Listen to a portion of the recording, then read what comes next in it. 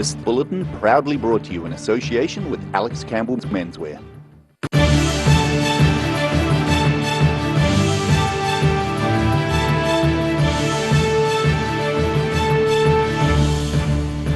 Tonight on the South Today, a renovation of the roof on the former Dunedin prison is gathering pace. Pupils of James Hargis College began the school year, some with a ceremonial walk into their new campus. And hordes of volunteers gave up time to help make Lake Wanaka even more beautiful.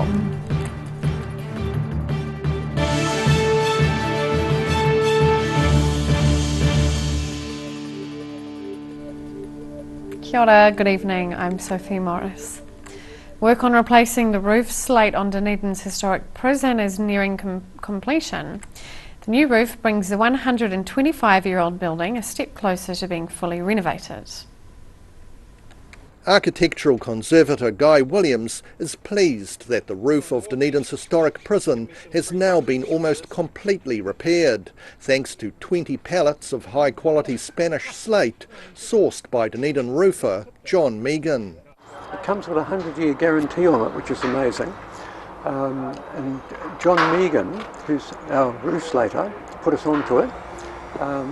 So we're very fortunate in having really, really good quality, very, very hard slate. No impurities in it. John's doing all the work for us and doing an exquisite job. Megan has worked on a number of roofs around Otago and says the variable weather was an issue when he started replacing the prison's roof last winter.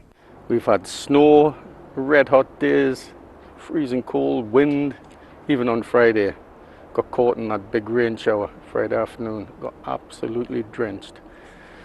So like, in fact, at the end of January, you didn't expect it to be 14 degrees and freezing cold. Next on the cards is improving the frontage by restoring the iron fencing and stone pillars at the main entrance as seen in this drawing. Passers-by today can still make out the holes where the actual iron railings stood.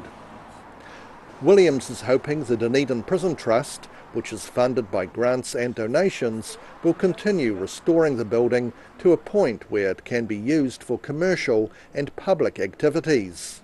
I'd love to see a big glass roof over the courtyard. It's a courtyard prison. You've got this amazing space inside the place that has got the potential for all sorts of things if it's enclosed.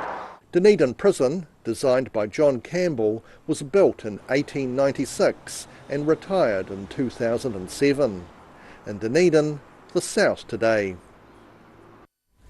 A person has been seriously hurt when their car rolled on Dunedin's northern motorway this morning. Police say they were notified of the crash near Pigeon Flat Road just before 7 a.m. The car was upside down and the single occupant was trapped until emergency services personnel freed them from using cutting equipment. St John's say the person was taken to Dunedin Hospital with serious injuries. The road was blocked for about an hour and traffic control was in place. It was an emotional welcome back for the school year in Invercargill at James Hargis College yesterday.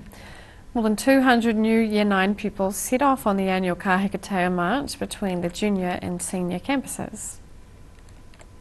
Marching into the next phase of life, James Hargis College pupils on the annual Kahikatea or Step Up Walk, from the junior school to the senior campus. It started when our schools merged, Collingwood and Rosedale and James Hargis. We use it to celebrate stepping up from the Year 7 and Year 8 into the Year 9, the senior part of their school. Jeanette Chilton-Smith says the march is used to celebrate the stepping up from Year 8 into Year 9. And she says she loves doing it with the pupils every year. About 260 youngsters who attended the junior campus last year were accompanied on the 1.6 kilometre walk by bagpipers who attended the senior campus, as well as some Year 13 pupils.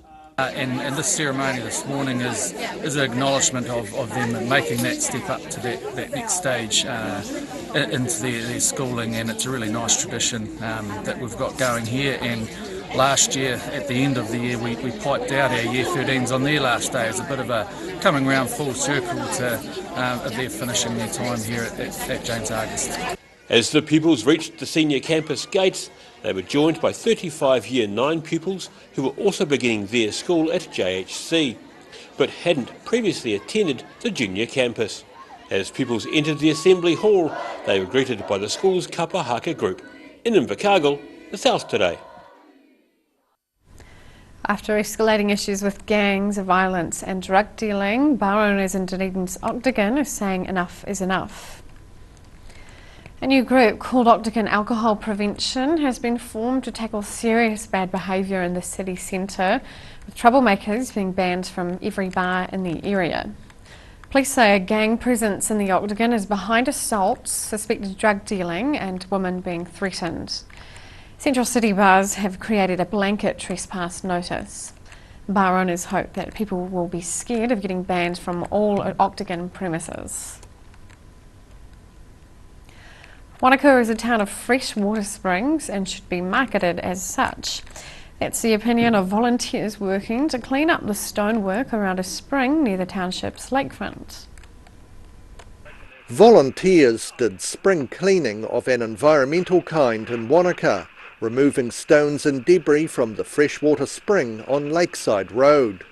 Organisers of the clean-up say every day hundreds of people collect their drinking water from the spring. The water feature is a popular stopping point for anyone walking between the children's playground and the marina.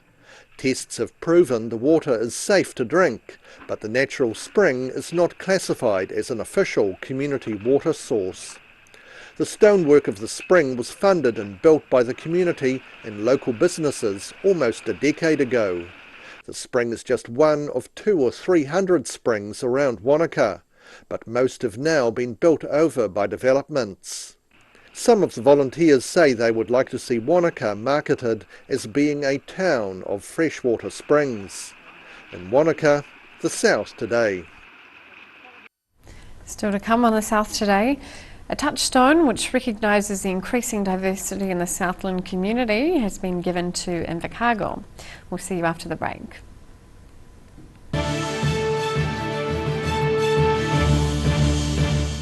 All new episodes of Put Some Colour in Your Life are now screening on Channel 39.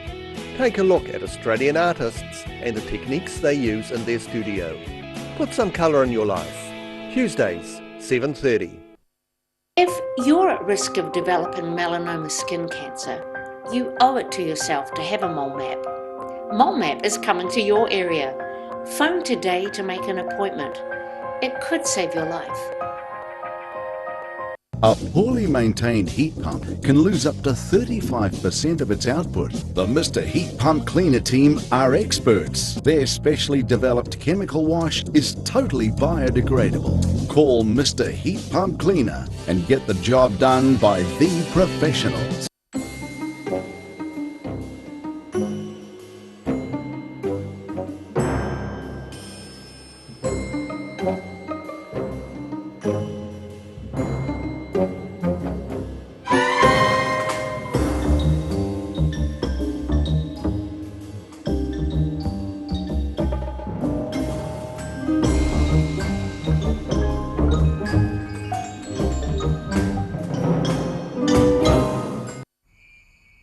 TV, our favourite babysitter, but it can be tough keeping up with what our tamariki are watching.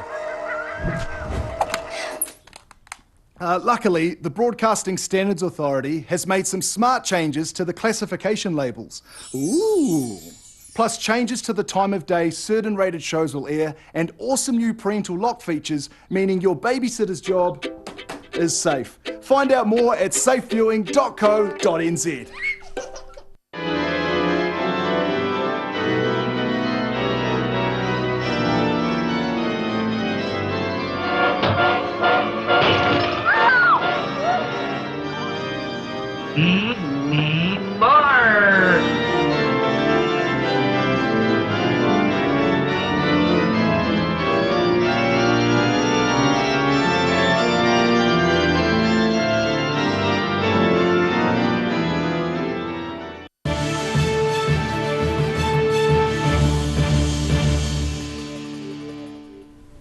Welcome back. Police are on alert as motorcycle gang members descended on tourist hotspot Queenstown. A motorcycle chapter offshoot of the mongrel mob held a national hui in Christchurch over the weekend. While many members have returned home, others continued their southern tour to Queenstown, and the Otago Daily Times understands about 70 members arrived on Sunday. Sergeant Simon Matheson of Queenstown says police are aware of their presence and are having good engagement with them. Meanwhile, in Christchurch, police continue to probe a vicious one-punch assault allegedly by a gang member outside a busy bar on Sunday morning. After many years of pressure from locals as well as central and local government, New Zealand's aluminium smelter has confirmed it will remove the remaining Ovea premix currently stored at the former paper mill in Mataura to Tiwai Point for storage as it awaits processing and export. Tiwai General Manager Stu Hamilton says while NZAS doesn't own the Ovea premix, it will remove it from the paper mill site and deliver a solution in the best interests of the community. Hamilton says the material will be taken from Mataura to Tiwai, where it's due to be stored in watertight shipping containers and kept on a hard stand at the smelter. He says removal from the paper mill has already begun and would take 8 to 12 weeks to move. A Dunedin woman was in shock after what she thought was a power line fell on her car while she and her son were in it. The line fell as she had been driving along Richardson Street in South Dunedin. Tanya Anderson says she braked as she didn't know if it was a power line, so her and her son stayed in the car. Anderson and her 11-year-old son Seb Greenfell waited about 10 minutes for emergency services to arrive, describing it as a horrible feeling. Emergency services confirmed it was a phone line and they were safe to leave the car. Police say it appeared the line came down on its own. A touchstone which recognises the increasing diversity in the Southland community has been given to Invercargill. The ILT commissioned the work from a local artist to celebrate the Trust's 75 years of operation in the city. This beautiful stone sculpture has been unveiled at the ILT Stadium, Southland. It marks 75 years of the Invercargill Licensing Trust and is on display for all visitors to touch. You know, the fact that it is argillite and it's obviously from Southland, many millions of years old, the first thing people want to do is touch it, including myself, because it's very tactile. I think people in Southland will love it for what it is. Called Cena's Seed No. 1, the work is based on a Samoan legend and was carved by Samoan immigrant Johnny Peninsula. While health reasons kept the artist away from the unveiling, his son says the sculpture is about social inclusion. This particular sculpture to me is a powerful representation of who my dad is and what he wants to see, imparted and implanted into the place that he loves and the place that he lives. The artwork was actually created to go into the foyer of the ILT's new Langlands Hotel, which is currently under construction in central Invercargill. That's a debatable point. That was the original plan, but I know Nigel and his team here will be wanting to keep it here.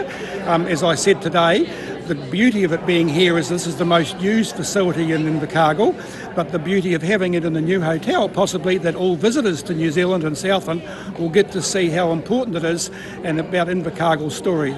The sculpture is carved from a single piece of green argillite from Riverton. In Invercargill, the South Today.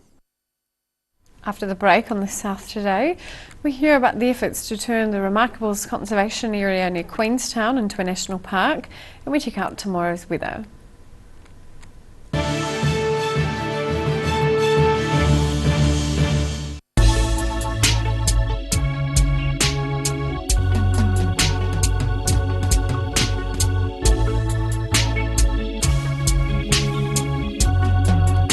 What have you got? Okay.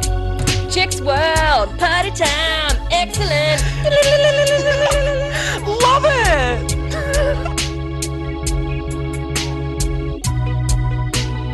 Chicks World. Chicks World. Right.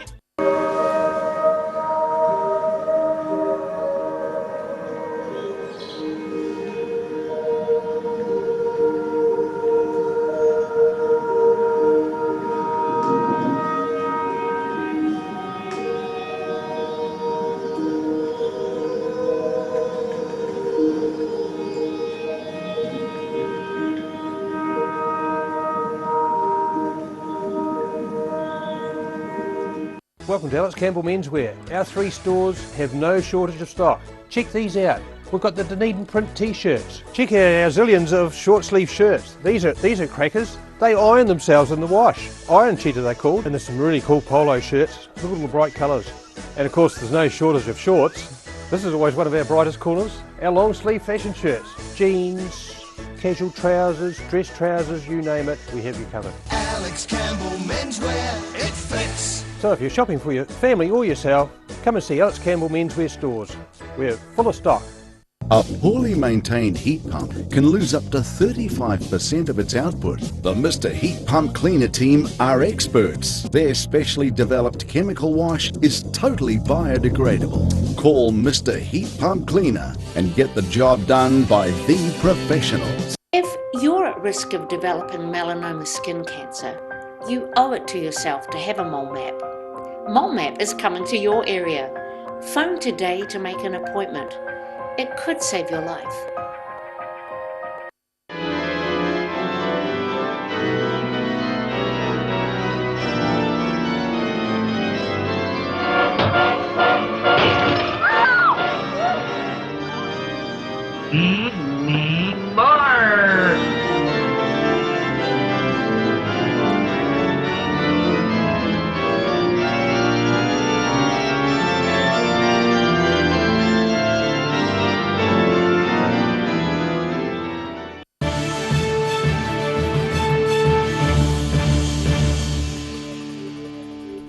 Welcome back. Late this afternoon, the Dunedin City Council and Public Health South are advising residents in Wakaiti and Karatane not to use tap water for drinking, cooking or preparing food until further notice. The advice comes as officials work to understand the cause behind significantly elevated lead levels detected at 2 drinking water sampling sites in the community and the raw water reservoir. Southern DHB Medical Officer of Health Dr Susan Jack is recommending households not use tap water for drinking, cooking or preparing food while the source of contamination is investigated.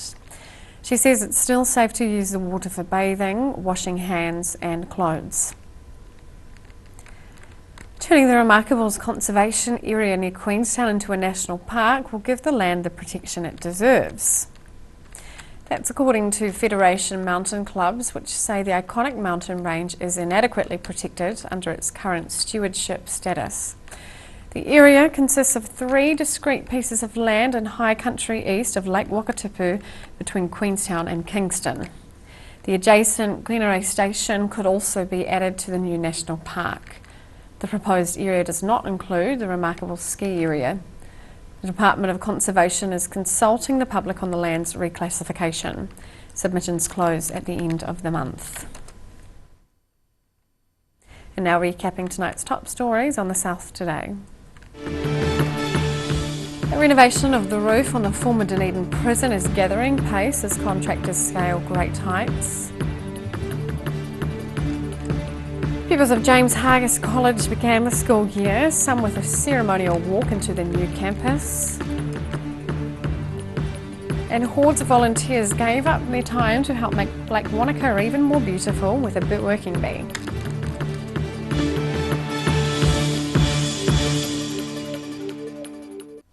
And now for a look at what's happening in tomorrow's ODT. Welcome, Craig. Good evening. Good evening. We've got more on the breaking news story from this afternoon about the water in Wakaiti and Karatane. 1,500 residents affected by that, and of course alarming increases of lead in the water system. We've been up there talking to residents and businesses today who are naturally a wee bit concerned about the situation. Up to 10 water tankers are going to be in the area supplied by the DCC. But the question is for how long. They're still trying to find the source of the problem. Their water comes from the Wakaiti River, but at this stage they're at a loss to explain the increased lead levels. So yeah, lots of work to be done up there by the DCC. And given, I guess, increased temperatures and kids back at school again this week, there are some real concerns up there. So DCC is also due to unveil its plans tomorrow for residential zoning changes for the city. They sort of flagged this a couple of weeks ago, where they said they were looking to make some changes, free up some more land for subdivisions, and also make changes to allow secondary dwellings, that's quite hard to say actually, on smaller sections throughout the city. So that's all due to be unveiled first thing tomorrow morning, so we'll have full coverage of that in the paper. Our fresh food pages tomorrow, they're always popular. Annabelle Langbine shares her recipe for homemade popsicles. I'm getting a bit old, but I kind of remember you just poured a bit of juice into a container and put it in the freezer. But these are quite special, mashed bananas, fruits, yoghurt and coconut cream as well. They look delicious and well worth a look. And just finally on sport, we catch up with our new Southern Steel assistant coach, Jo Morris, ahead of this season, which is due to start in April, I think it is. She talks about their chances. They're a really new side, lots of changes in the Steel for this season, but she's pretty excited about it, so that's well worth a read. Wonderful. All right, thank you, Craig. All that and more in tomorrow's ODT. And now for a look at the weather. Tonight's weather proudly brought to you by Mole Map. Beginning with the southern view, lunchtime in the Octagon.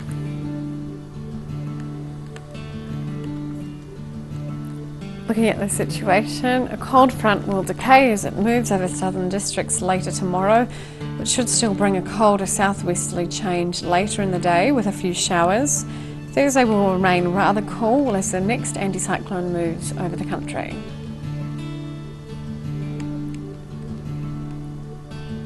Starting off at the northwest of the South Island, Greymouth and Westport can expect partial cloud and 21 degrees.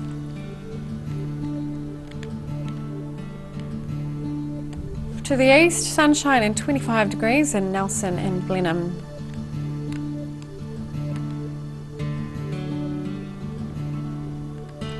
Further down the east coast, sunshine for Canterbury as well, with 22 degrees in Kaikoura and 23 in Ashburton and Christchurch.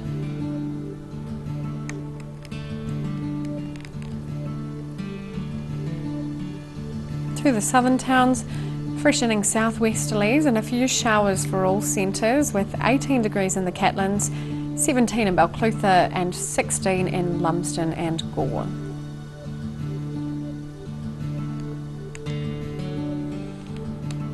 To central Otago, moderate southwesterlies and cloud increasing, with 19 degrees in Wanaka and Queenstown and 20 in Alexandra.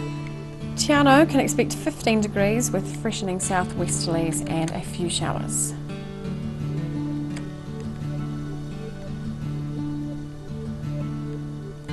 To the northern towns, variable winds and some cloud for all centres, with 25 degrees in Timaru, 24 in Oamaru and 23 inland in Twizel and Omarama.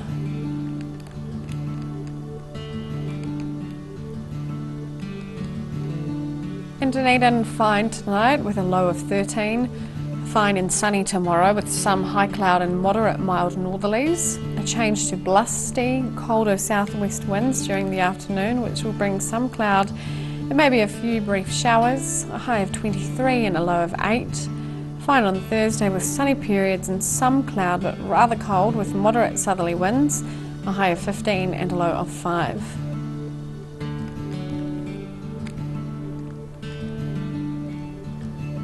And in Invercargill, cloud increasing tonight with a low of 12. Brief rain early tomorrow with colder southwesterlies freshening, then showers during the day, clearing in the evening. Wind slowly decreasing, a high of 16 and a low of 7. Becoming fine and sunny on Thursday with moderate cold southeasterly winds dying out, a high of 15 and a low of 4.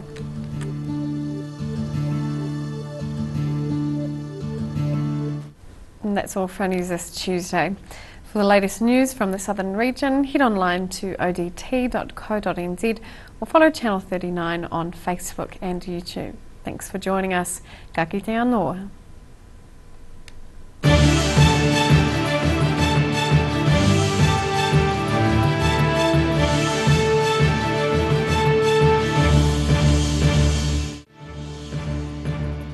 This bulletin proudly brought to you in association with Alex Campbell's Menswear.